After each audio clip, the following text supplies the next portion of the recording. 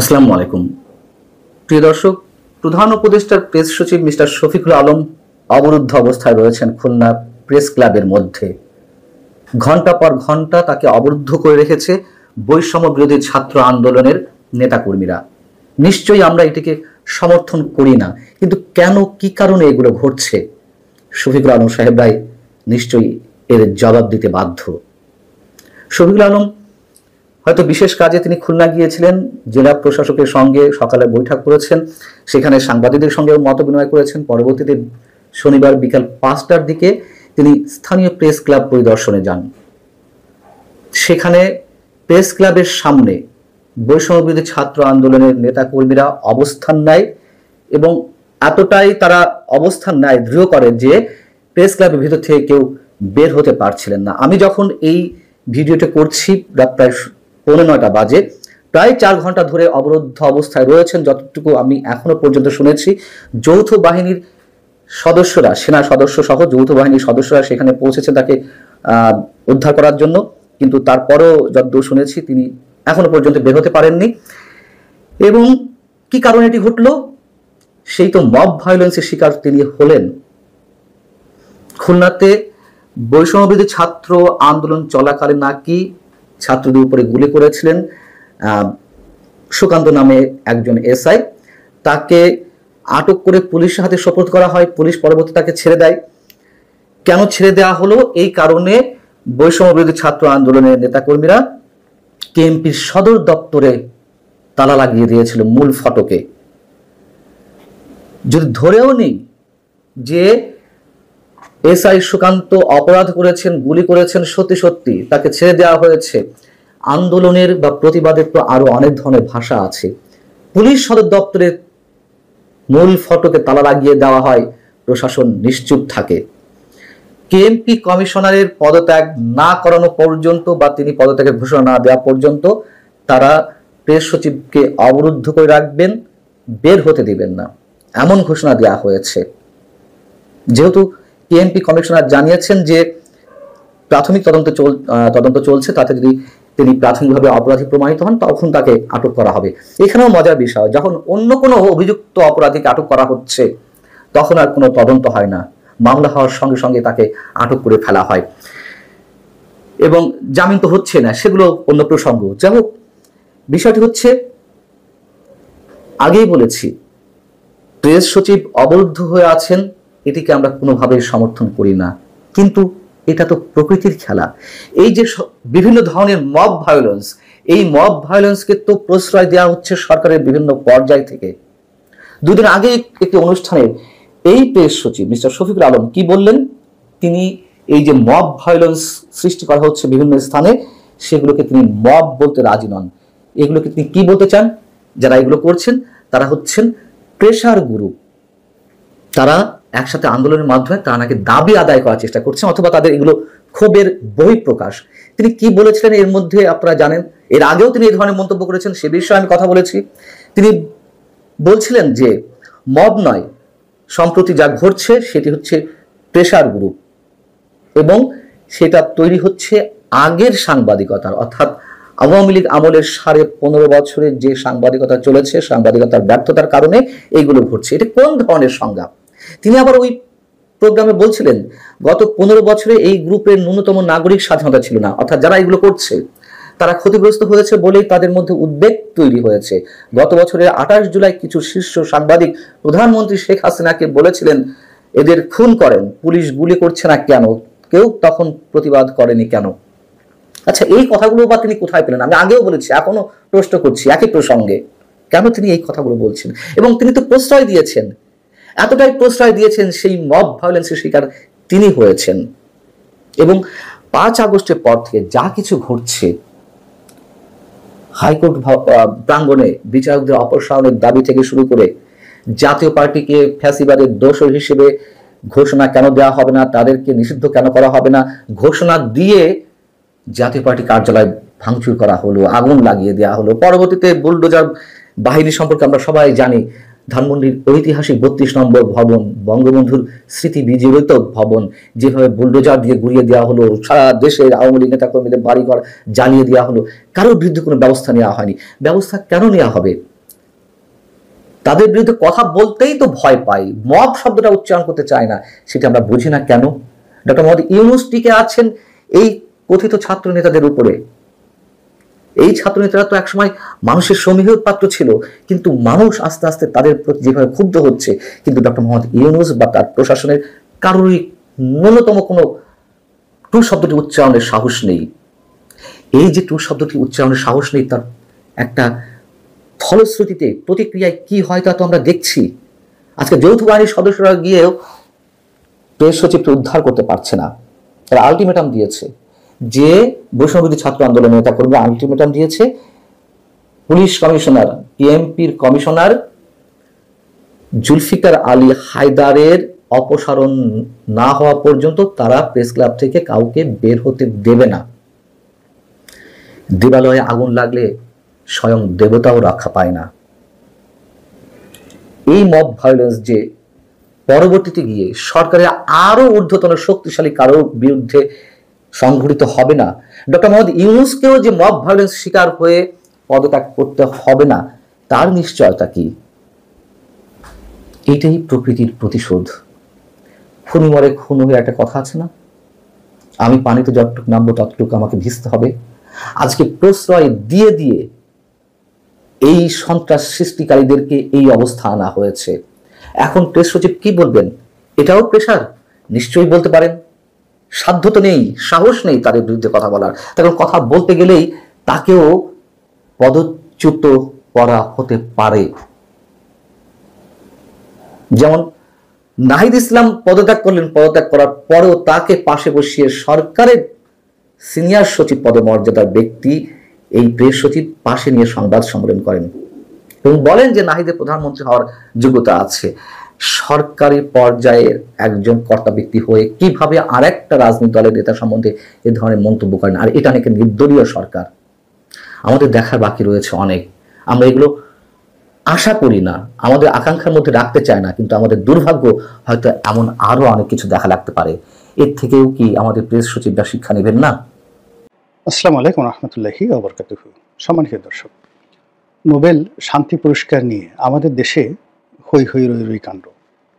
আমাদের দেশের রাজনৈতিক অঙ্গনে তেলেসমাটি এবং বর্তমান যিনি তত্ত্বাবধায়ক সরকার বা অন্তর্বর্তীকালীন সরকারের প্রধান রয়েছেন জনাব ডক্টর মোহাম্মদ ইউনূস, তার সঙ্গে শেখ হাসিনার যে মনস্তাত্ত্বিক যুদ্ধ বলা হয়ে থাকে, এর একমাত্র কারণ হলো ডক্টর মোহাম্মদ ইউনূস কেন নোবেল পুরস্কার পেলেন আর শেখ হাসিনা কেন পেলেন না। এই গেল প্রথম কারণ। দ্বিতীয়ত, 2009 থেকে আজ অবধি আওয়ামী লীগ সরকারের প্রধান হিসেবে শেখ হাসিনার নোবেল প্রাপ্তির জন্য তিনি যে সকল ঝুঁকি নিয়েছেন, যে বিনিয়োগ করেছেন এবং যে সকল হাস্যকর ঘটনা তিনি বা তার লোকজন করেছেন, তা রীতিমতো আরব্য রজনীর মহাকাব্যের মতো। কতগুলো উদাহরণ দেই। প্রথমত, তিনি এবং তার যারা লোকজন, তাদের কতগুলো দ্বিমুখী কথা ছিল। শেখ হাসিনা বলতেন যে এই নোবেল টোবেলের প্রতি তার কোনো আগ্রহ নেই, এটা কি একটা পুরস্কার নাকি। আবার তার যারা লোকজন আছেন তাদের একটা অংশ বলতো যে শেখ হাসিনাকে যদি নোবেল পুরস্কার দেওয়া হয় তাহলে নোবেল কমিটির সম্মান বাড়বে, শেখ হাসিনার সম্মান এই পুরস্কার প্রাপ্তির সাথে অনেক অনেক বেশি। আর এক গ্রুপ বলতো যে এই নোবেল পুরস্কারের 2 পয়সার মূল্য নেই। আমেরিকার রাস্তাঘাটে এই নোবেল কমিটির যারা লোকজন তারা ঘুরে বেড়ায় এবং তাদেরকে একটু স্যান্ডউইচ খাওয়ালে, বিয়ার খাওয়ালে কিংবা হুইস্কি খাওয়ালে এই পুরস্কার পাওয়া যায়। এবং এই কথা সৈয়দ আশরাফ সাহেবের মতো একজন প্রাজ্ঞ রাজনীতিবিদ, যিনি বহুদিন ইংল্যান্ডে থেকেছেন, তার মতো মানুষের মুখ দিয়ে বের হয়েছে। এই গেল এক। 2 নম্বর হলো আবার এই পুরস্কার পাইয়ে দেওয়ার জন্য মানে আমাদের এই বাংলাদেশে অর্থনীতি, সাংবাদিকতা এবং রাজনীতির এবং ব্যবসায়ী মহলের, আমলা মহলের সবচেয়ে ধুরন্ধর এবং সবচেয়ে বদমাইশ, এবং আমি নাম বলবো না, তাদের চেয়ে খারাপ লোক এই ট্রেডে আর নেই। মানে অর্থনীতিবিদদের মধ্যে তারা খারাপ মানুষ, কিন্তু নাম করা অর্থনীতিবিদ কিন্তু খারাপ। সাংবাদিকদের মধ্যে খুবই মেধাবী, নাম করা কিন্তু বদমাইশ। তারপরে ব্যবসায়ীদের মধ্যে খুবই বড় ব্যবসায়ী, নাম করা কিন্তু অসৎ। এদের একটা বিরাট সিন্ডিকেট গড়ে উঠেছিল। এবং এই সিন্ডিকেট একটা বিরাট ফান্ড রেজ করেছিল। তারা সেই ফান্ড রেজ করে টাকা সংগ্রহ করে তারা সেই প্লেজার ট্রিপে একাধিকবার আমেরিকা এবং ইউরোপ ভ্রমণ করেছে। ভ্রমণ করে তারা সেখানে আনন্দ করেছে, ফুর্তি করেছে। আর শেখ হাসিনাকে জানানো হয়েছে যে সব কিছু রেডি আছে। এবং একবার তো এমন অবস্থা হলো, শোনা কথা, আল্লাহ মাফ করুক, যে এই ভদ্রমহিলাকে টেলিফোনের সামনে এক টাউট সাংবাদিক বসিয়ে রেখেছেন এবং তিনি বিদেশ থেকে বলছেন যে মোটামুটি ফাইনাল হয়ে গেছে, আপনাকে এখনই নোবেল কমিটি থেকে টেলিফোন করবে, আমি এখানে আছি, আপনি ফোন ছেড়ে অন্য কোথাও যাবেন না। এরকম একেবারে কিচেন ক্যাবিনেটের কিছু কথাবার্তা আমরা জানতাম। তো এই যে নোবেল নিয়ে যে বাংলাদেশে তেলেসমাতি, সেই তেলেসমাতি আমরা আওয়ামী লীগ জমানাতে দেখেছি। এক। ২ নম্বর হলো যে এই নোবেল পুরস্কার পাওয়ার জন্য শেখ হাসিনা পুরো একটা ঝুঁকি নিয়েছেন।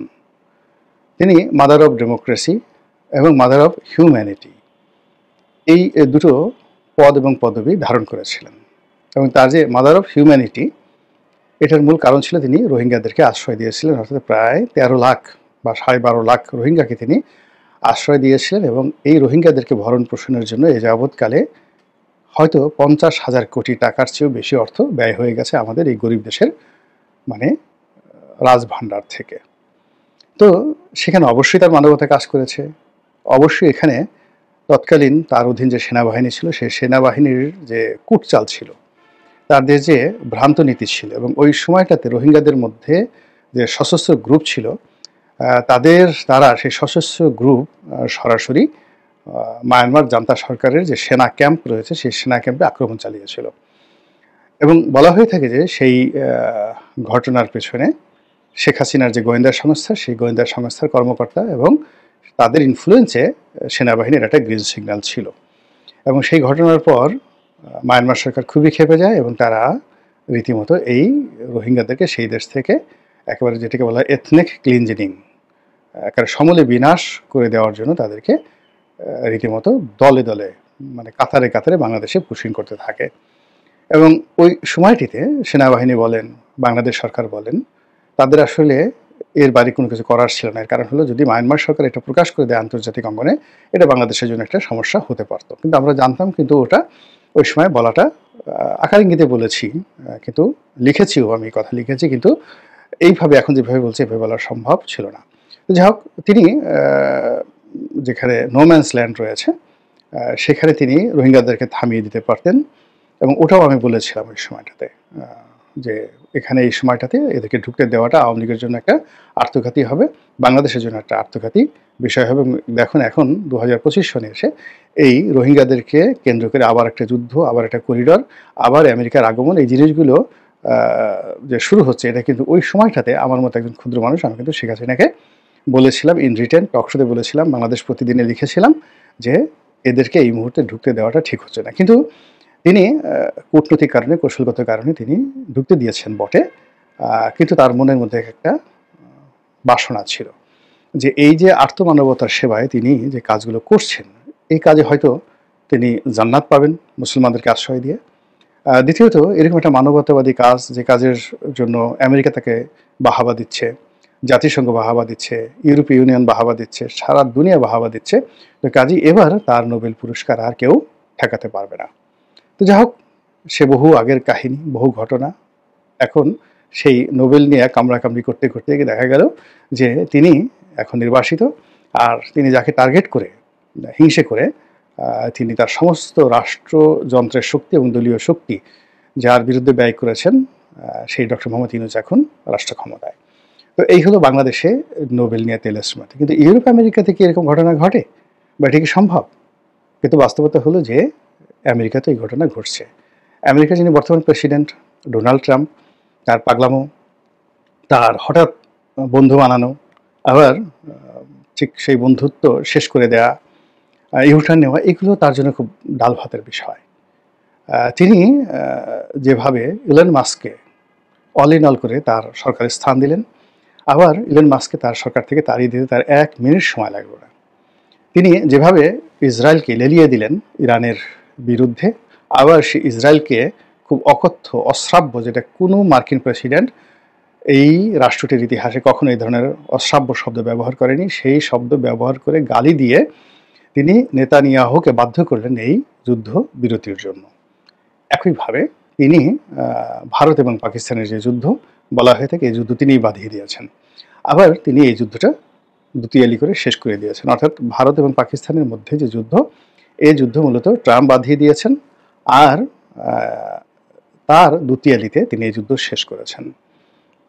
একই অবস্থা ইরান এবং ইসরায়েলের এই যুদ্ধ, সবাই তো এটাকে তৃতীয় বিশ্বযুদ্ধ মনে করেছিল, কিন্তু ট্রাম্প এটা যেভাবে মানে একেবারে যাকে বলা হয় ঝড়ের গতিতে থামিয়ে দিলেন, এটা সম্ভবত পাগল বলেন আর ছাগল বলেন, যাই বলেন না কেন, ট্রাম্পের পক্ষে সম্ভব, অন্য কারোর পক্ষে এটা সম্ভব ছিল না। কিন্তু এখানে একটা বিষয় খুবই গুরুত্বপূর্ণ, সেটা হলো তিনি পাকিস্তানের সেনাপ্রধানকে আসিফ মুনিরকে তিনি দাওয়াত দিয়ে হোয়াইট হাউসে নিয়ে গেছেন। এটা একটা ব্যতিক্রম, এবং সেখানে পাকিস্তানের প্রেসিডেন্ট কিংবা পাকিস্তানের প্রধানমন্ত্রী অর্থাৎ রাজনৈতিক যে নেতৃত্ব তাদেরকে বাদ দিয়ে তিনি আসিফ মুনিরকে সেখানে নিয়ে গেছেন। এবং আপনারা জানেন যে আসিফ মুনির এখন পাকিস্তানের রাজনীতিতে বলতে গেলে গডফাদার, এবং পাকিস্তান রাষ্ট্রটির ইতিহাসে আইয়ুব খানের পর তিনি প্রথম যিনি কিনা ফিল্ড মার্শাল উপাধি নিজে নিজে নিয়ে নিলেন বা রাষ্ট্রকে বাধ্য করলেন তাকে এই উপাধি দেওয়ার জন্য। তো এক্ষেত্রে যেটি আইয়ুব খান যখন এই উপাধিটি নিয়েছিলেন তখন তিনি রাষ্ট্রের সর্বেসর্বা, অর্থাৎ তিনিই প্রেসিডেন্ট, তিনিই সেনাপ্রধান। তো কাজেই তার জন্য ফিল্ড মার্শাল উপাধি নেওয়াটা সহজ বিষয় ছিল তুলনামূলকভাবে। কিন্তু আসিফ মনিরের জন্য সেই তুলনায় একটু কঠিনের কারণ হলো তিনি এখন সেনাপ্রধান, তার মাথার উপরে রাষ্ট্রপ্রধান আছে, তার মাথার উপর সরকার প্রধান আছে। তো সব কিছুর উপর প্রভাব বিস্তার করে তিনি আইয়ুব খানের মতো একটা উপাধি নিলেন যে তিনি এই যুদ্ধে জয়ী হয়েছেন, এবং যুদ্ধ জয়ীরাই কেবলমাত্র ফিল্ড মার্শাল উপাধি ধারণ করতে পারে। তো ভারত পাকিস্তান যুদ্ধে তিনি যে জয়ী হয়েছেন, এবং এই জয়টাকে আবার সেলিব্রেট করার জন্য তাকে দাওয়াত করে নিয়ে গেল আমেরিকা, এবং আমেরিকাও তাকে একটা সিল দিয়ে দিল যে yes, you are the only one field marshal around the world, সারা দুনিয়ার মধ্যে তুমি একমাত্র ফিল্ড মার্শাল, এই সম্মান তাকে দিল। কিন্তু অবাক করার ব্যাপার হলো যে সেখানে গিয়ে জনাব আসিফ মুনির একটি প্রস্তাব দিয়ে এসেছেন তার দেশের পক্ষ থেকে যে জনাব ডোনাল্ড ট্রাম্পকে নোবেল পুরস্কারের দেওয়া উচিত, এবং তিনি তার দেশের পক্ষ থেকে তাকে নোবেল পুরস্কারে ভূষিত করার জন্য মনোনয়ন দান করেছেন। এর কারণ হলো যে এই যে এই যুদ্ধ বন্ধে তিনি অতি গুরুত্বপূর্ণ ভূমিকা পালন করেছেন, এই জন্য শান্তির জন্য তার নোবেল পুরস্কার পাওয়া উচিত। অন্যদিকে ইসরায়েল এবং ইরানে তার যে সকল গ্রুপ রয়েছে, ডোনাল্ড ট্রাম্পের যে সকল গ্রুপ রয়েছে, এবং সেই সকল গ্রুপ কাতারে আছে, কাতারের আমির খুবই এই মুহূর্তে তার ঘনিষ্ঠ। তারপরে বাদশাহ সালমানের পুত্র মোহাম্মদ বিন সালমান, এখন যিনি দেশটির প্রধানমন্ত্রী এবং যুবরাজ, তিনি আছেন। সংযুক্ত আরব আমিরাত আছেন। এই যে তার একটা লবিস্ট গ্রুপ রয়েছে। এমনকি ইরানে এই সময়টিতে তিনি যেভাবে ইরানের প্রশংসা করেছেন, এবং ইরান থ্যাংক ইউ ইরান, শান্তিতে থাকো ইরান। তারপরে এই সময়টিতে তিনি যেভাবে ড্রামাটিক্যালি চীনের প্রেসিডেন্টের সাথে সম্পর্ক করেছেন, তারপর ভ্লাদিমির পুতিনের সঙ্গে তিনি টেলিফোনে কথা বলেছেন, তারপর ইরানের শত কর্তা ব্যক্তি রয়েছে সকলের সঙ্গে কথাবার্তা বলেছেন। ফলে এই যুদ্ধটির ফলে তার ব্যক্তিগত যে কানেক্টিভিটি মধ্যপ্রাচ্যে আরও বেড়ে গেছে, এবং মধ্যপ্রাচ্যের অন্ততপক্ষে 10টি দেশের পক্ষ থেকে তাকে শান্তি পুরস্কারের জন্য মনোনয়ন দেওয়া হবে। তিনি হয়তো এবছর নোবেল শান্তি পুরস্কার পাবেন, এবং ইতিপূর্বে দেখেন প্রায় সব মার্কিন রাষ্ট্রপ্রধান বা সরকার প্রধান, প্রেসিডেন্ট, তারা কিন্তু এই নোবেল পুরস্কার পান। বারাক ওবামা পেয়েছেন, বিল ক্লিন্টন পেয়েছেন শান্তির জন্য। তো সেই দিক থেকে এরকম দুটো গুরুত্বপূর্ণ যুদ্ধ, এবং এর মধ্যে যদি ইউক্রেন যুদ্ধ শেষ করে ফেলা যায়, এবং তিনি যেভাবে ন্যাটোকে চাপ দিয়েছেন, যেভাবে ইউক্রেনকে চাপ দিয়েছেন, এবং যেভাবে রাশিয়াকে তিনি ম্যানেজ করেছেন, তাতে ইউক্রেন যুদ্ধ সম্ভবত থেমে যাবে। তো সেক্ষেত্রে তিনি একটা নোবেল পুরস্কার পেতে পারেন, এবং এই নোবেল পুরস্কারের জন্য যুদ্ধ বন্ধ হয়েছে, ভালো কথা আলহামদুলিল্লাহ, কিন্তু যুদ্ধটা শুরু হয়েছে নোবেলের জন্য, আমার কাছে যেটা মনে হচ্ছে। এবং এটা ডোনাল্ড ট্রাম্পের পক্ষে সম্ভব, এবং তার যে ব্যক্তিগত জীবন, পারিবারিক জীবন, সামাজিক জীবন, অর্থনৈতিক জীবন, সব জায়গাতে তিনি ঝুঁকে নেওয়া মানুষ, এত বড় ঝুঁকি নেওয়া মানুষ যে নিজের ট্রাম্প টাওয়ারে তিনি যদি আগুন লাগিয়ে ইন্স্যুরেন্সের টাকা পাওয়ার জন্য ঝুঁকি নেন, এটাও অবাক করার বিষয় নয়। তো এরকম বহু ঘটনা ঘটেছে। তো এখন আমরা এই বাংলাদেশে যারা ভেদ বাঙালি, আমরা নোবেল নিয়ে ঝগড়া করি, নোবেল পাওয়ার স্বপ্ন দেখি, এবং নোবেল পুরস্কারের লোভে অনেক লঙ্কা কাণ্ড ঘটাই। এরকম দুর্নাম বদনাম নিয়ে আমাদের যাদের অসন্তুষ্টি ছিল, তারা এখন মিস্টার ডোনাল্ড ট্রাম্পের এই ঘটনার মধ্যে তৃপ্তি খুঁজতে পারেন যে এই দোষ কেবল আমাদের একার নয়, এই আলুর দোষ আমেরিকারও আছে, আমেরিকার প্রেসিডেন্টেরও আছে। আল্লাহ আমাদের সবাইকে হেদায়েত দান করুন এবং হেফাজত করুন। আসসালামু আলাইকুম ওয়া রাহমাতুল্লাহি ওয়া বারাকাতুহু।